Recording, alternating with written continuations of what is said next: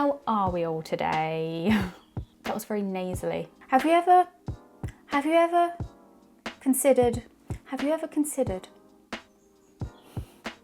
gone to make something out of clay and just been totally overwhelmed? I feel my earrings wobbling. And just been totally overwhelmed by the choices of clays available? The biggest decision of all, of course. Should I use air dry clay or polymer? Well, today I'm gonna pit them against each other and find out once and for all. I think that's a mosquito. And find out once and for all which one is best, in my opinion. So I have already done the sculpting of the clays earlier this week because air dry clay does need a few days to dry. But never fear, I recorded the whole process. Here it is.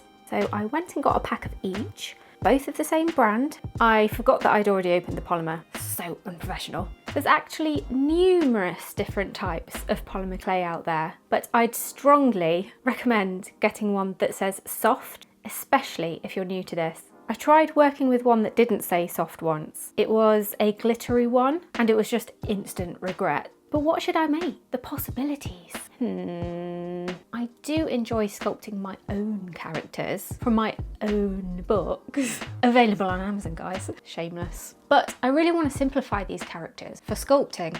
Let's turn them into Funko-Pops. But first, I was going to need some designs. I was initially thinking about sculpting 6 characters, but as I was drawing these guys, I realised that they were actually way too complex. So I whittled it down to 2. They're quite similar in shape. I think that will actually make it easier to compare the performance of the 2 different types of clay. Now I actually got this cutting mat to protect my desk from any further damage, but look what I did to it already. That's been a mother. Chill, it's just Posca paint. So this pack of air dry clay was actually for display purposes only. I got one open already. Waste not, want not. Very sweaty. A little conditioning seemed to sort that out though. Does the clay stick to the mat? No, all is well. I rolled up a ball of tin foil for the head because Funko Pops have big heads and it would take way too long to dry if it was solid. This needs to dry in 2 days. Ideally, you want to leave it at least 3. And you're not supposed to rush that process or you could get cracks in it. The hair tuft was quite a technical challenge. I didn't really have any sort of plan with it other than just poking it with tools until it looked like something. I was having a little trouble getting the ears to stick. It's like if the clay sits for just a minute, even though it's not dried out, it just completely loses its stick. If you add too much water, it just turns into like a bar of soap. I actually ended up making some blending sausages. Probably not the technical term, but by adding these freshly conditioned little sausages of clay, it really helped blend and stick those pieces together. I'm not sure if this is a thing that people do, or if I invented it, probably not. But I'm coining the term blending sausages. While I was making this, James was off school and was actually asleep on the sofa behind me. And you know when someone around you has a bug and you start to feel a little bit queasy yourself and you're not sure if you're imagining it or if it's got you as well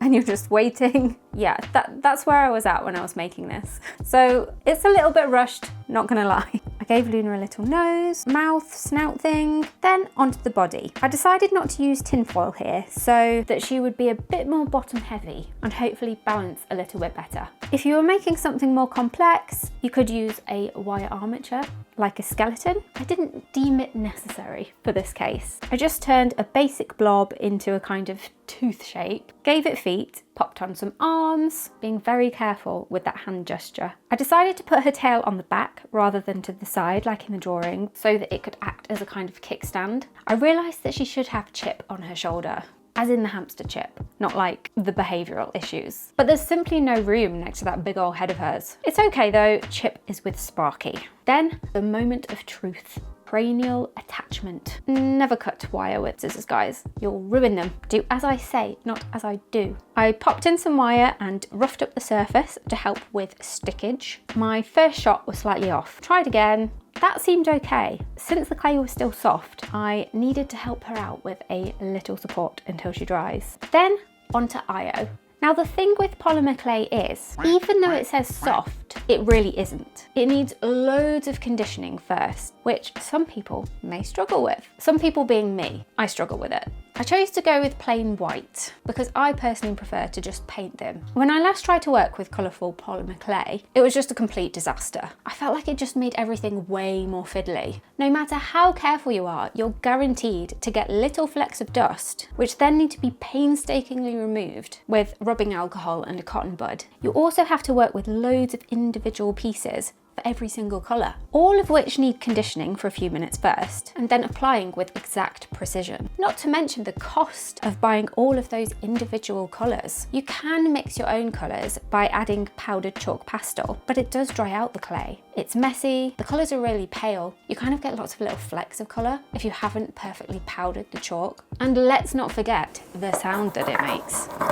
Oh. So the process of making IO was somewhat the same. I did notice that everything just took way longer, like twice as long. It just doesn't smooth out as easily. I did notice that I was able to make more technical shapes, like the guitar, which I think I would have struggled with the airdry clay. You can be that bit more precise. It also seems to be easier to attach the pieces together. It's generally more sticky anyway, and then you can use liquid Sculpey for some extra stick. Corn flour can help you with smoothing, but you don't want to use too much because it can dry it out. I feel like you can achieve a more polished look with polymer clay, and it should technically be stronger because it's basically plastic. You'll want to check the packaging for your heating instructions. A few moments later. And voila! Just ignore the fact that his tails fell off.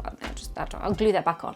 But he stands! I decided to give them both a coat of Mod Podge because I've had some trouble in the past with the acrylic paint kind of peeling off. I'm not sure if the Mod Podge will help. We shall see.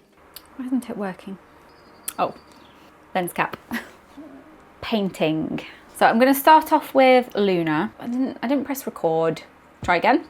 So I'm going to start off with Luna. She's actually turned out quite shiny, even though that's matte Mod Podge. The Mod Podge is still a bit wet there. I did that this morning. We've got a couple of hairline cracks. I'm hoping that the paint will just fill those. I felt like her head was basically hanging by a thread, so that might fall off today. I probably should have used a blending sausage around that joint. So for paint, I've got some primer, de la ROWNEY, ROWNEY?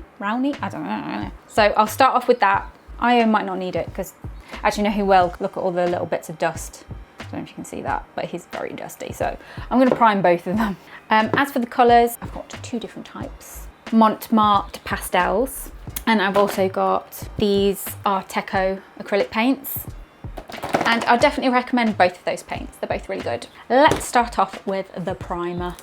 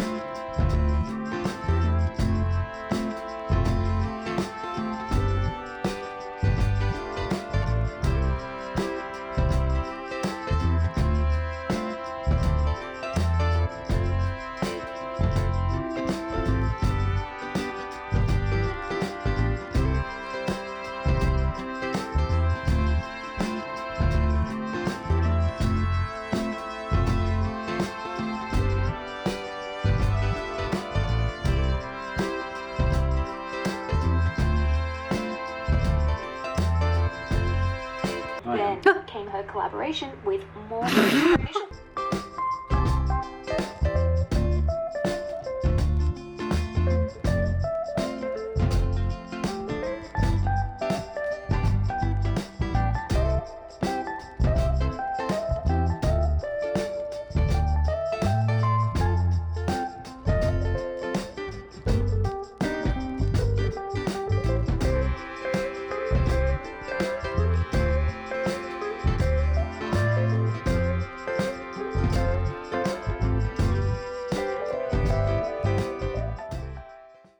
So I'm all done with those. I'm actually really happy with how these turned out, considering the week that we've had, with James having a tummy bug that lasted about 4 days. We've also got plasterers here today. I was very close to not being able to make a video this week. If it had been a more ideal kind of week, these might have turned out a little bit better, but I think considering everything, I'm really happy with how these came out.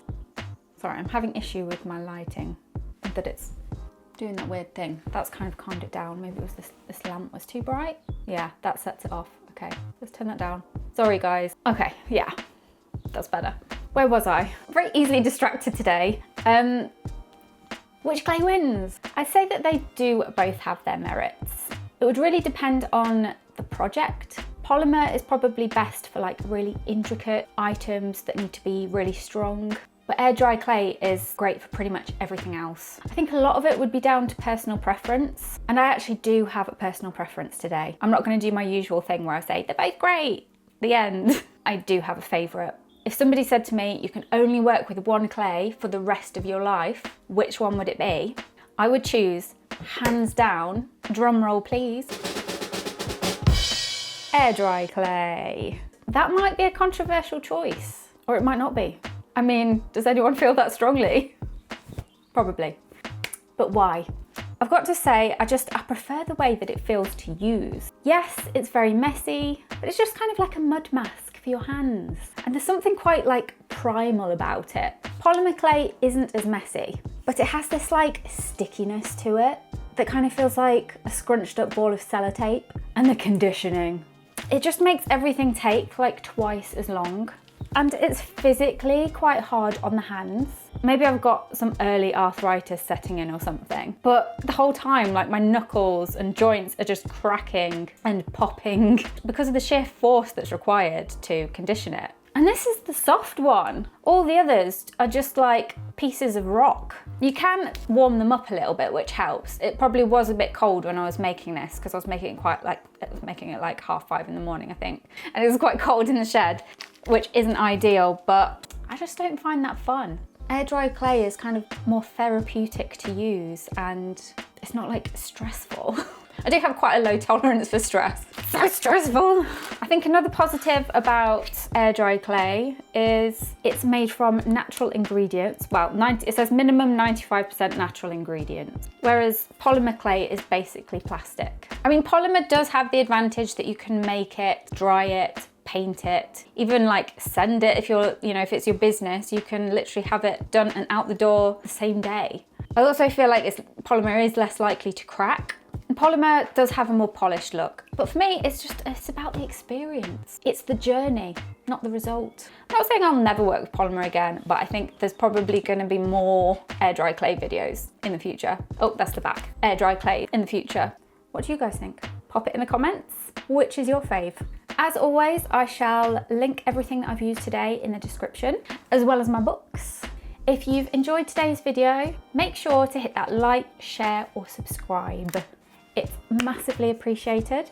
I'm still kind of at the start of my journey on YouTube and the algorithms really don't work in your favor when you're at the start. You might not think it makes a massive difference to just hit that like, but at this stage in like my YouTube journey, it makes a huge difference. So thank you to everyone who has so far. I post all sorts of arty stuff every Friday, so I shall see you next week.